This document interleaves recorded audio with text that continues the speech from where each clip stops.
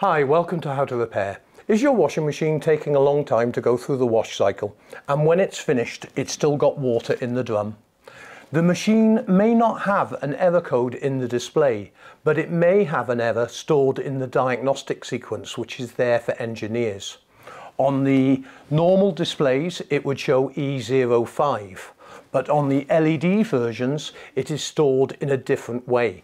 I will show you how to go into the diagnostic sequence to find the error code, and we'll also go through the common problems that can cause this to happen. E05 is meaning the machine has not emptied in the allocated period of time, therefore the machine would not have spun the clothes dry. This is a common problem that can be caused by simple things. Okay, as you can see, the machine's full of water and there's no error code showing. So we need to go into diagnostic mode to understand if there is an error code present. You need to turn the machine off. Then you need to hold the start pause button down and hold it down while turning it to position 1. 1200 light will come on, and sometimes you need to do this a few times because it hasn't gone into the diagnostic sequence there. So we'll do it again. Hold the start pause button down, turn it to position 1, 1200 lights up. It hasn't done it again. We'll try it a third time. Hold the start pause button down, turn it, 1200. Now it has gone into the diagnostic mode. You can see that you have two lights illuminated on the spin. We have no spin and we have 800 illuminated. This is showing us an error code.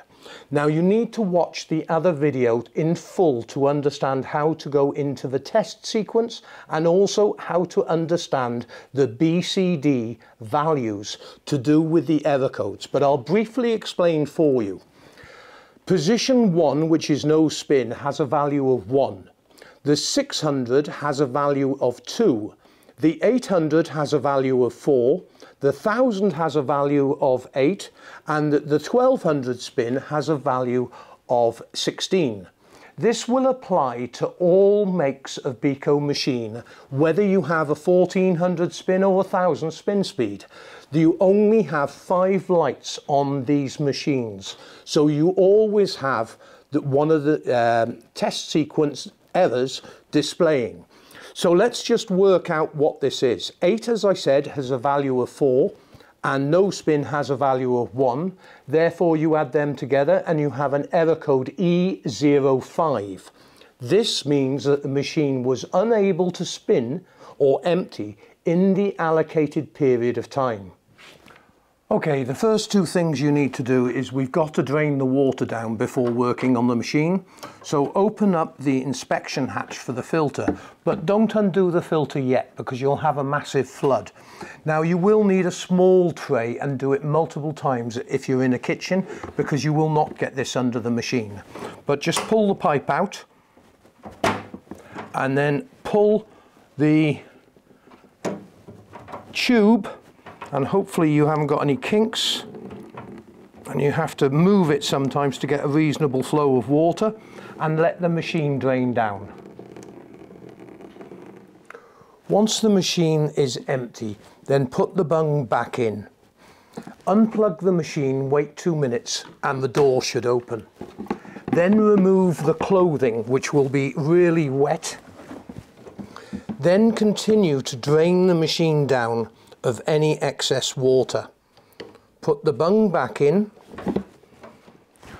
Once you've drained down the machine and you've undone the filter and the water's gone, you can pull this out, and we have leftovers of a face mask.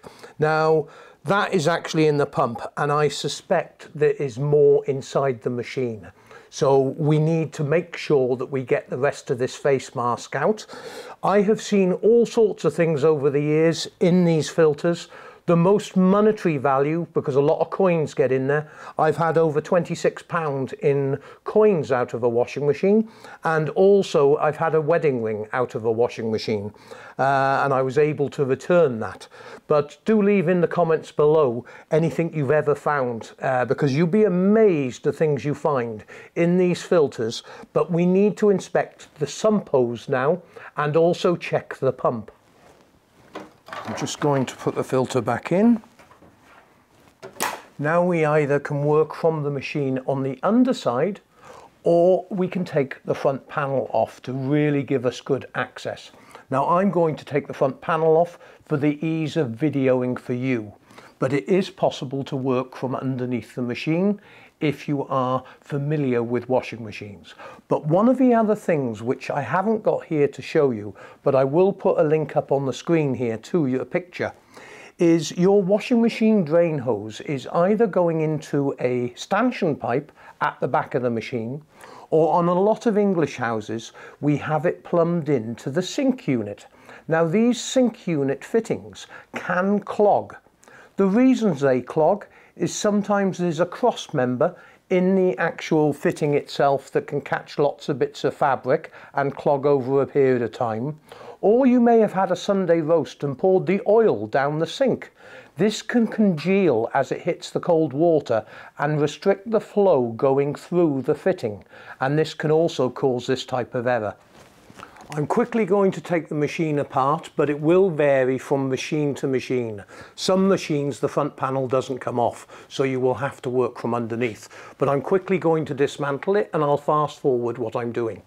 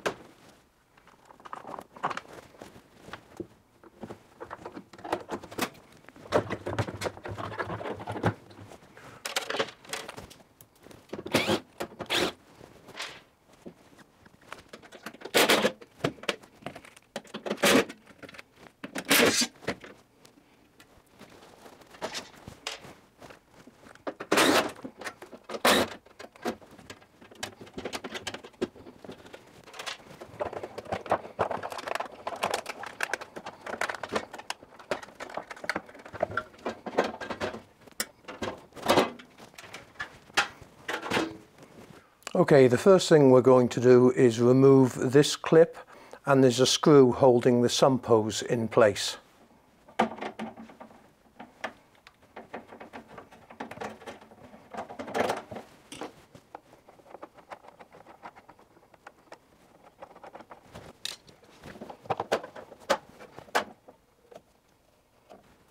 And as you can see, there's a ball, and I do recommend squeezing this ball out to see if you can find anything else in the pipework.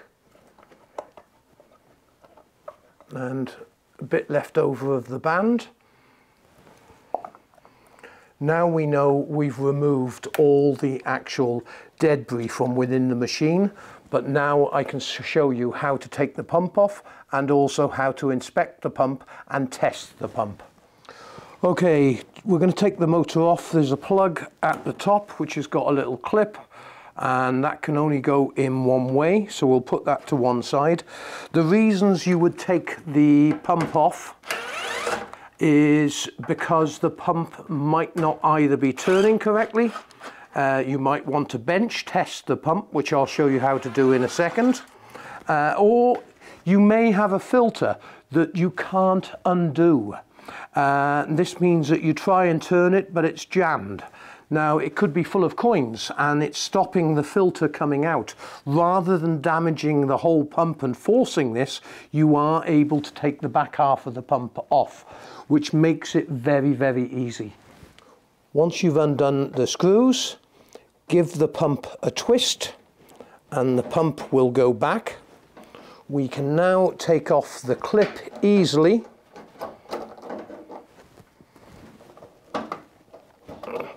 and we can slide the pump either out of the bottom,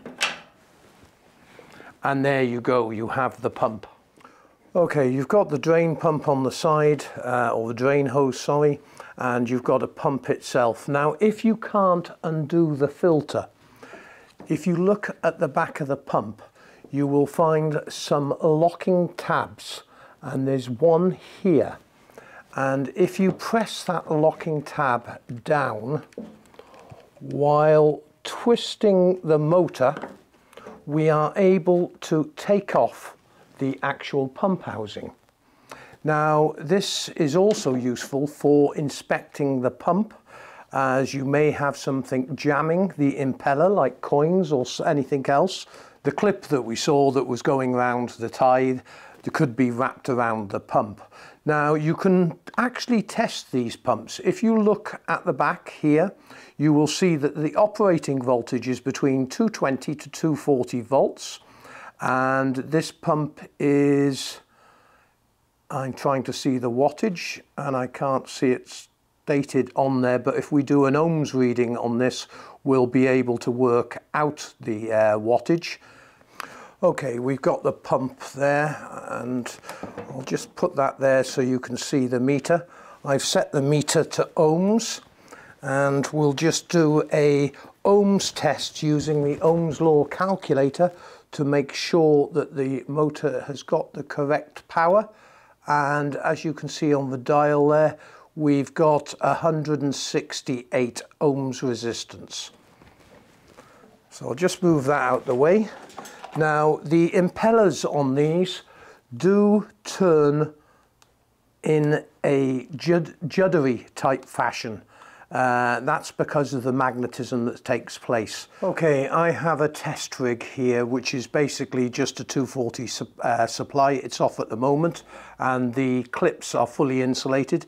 This should only be done by someone who is qualified with electrics, but I'm just showing that you can just bench test the motor. It's a 240 or 220 to 240 volt motor, and if I place that there and turn the power on, you can see that the blade is turning perfectly. And we know that pump is in good working condition. Now, there's one other test that you would be able to do. First, you need to make sure that you have 240 volt at the plug when the machine is in operation on a spin cycle. Now, you may have to actually do a test on the actual connector when the machine is on a spin cycle, so I would suggest unplugging the motor and unplugging anything that would cause you problems there, and then all you would need to do is test your meter to 240 volts AC and actually slide these into the connector, then turn the power onto the machine, and then actually test that you have 240 volts going to the pump. If you don't have 240 volts, or 220 if you're in Europe, going to the pump when it's on a spin, because when it's on a spin it normally has the pump activated. You could do this on the test cycle as well, but you would need the whole machine together. But I just thought I'd show you that here now. Okay, there we go. The machine is all spinning and emptying perfectly again. You will need to actually have a look at another video to clear the error code out of the memory. This is either the diagnostic video, or if you have the LED type like this, you will need to understand the BCD values, which is the coding that creates the error code, so you can understand what they are. Any pumps that you need from the website, remember to use your full model number off the identification label, and that will assist you in finding the correct pump for your washing machine. All you need to do is jump over to our website. The address is above, and I'll also put it in the description below. Enter your model number into the actual search box with the part that you're looking for, and make sure you put the brand in as well. And a full list of parts will come up for your appliance. If you need further help, just feel free to use the Contact Us form. Make sure you fill out all the details correctly, including your full model number and the description of the fault, and I'll either give you a call or I'll reply by email. Thanks very much indeed for watching this video. Please remember to subscribe to the channel. Thanks again for watching.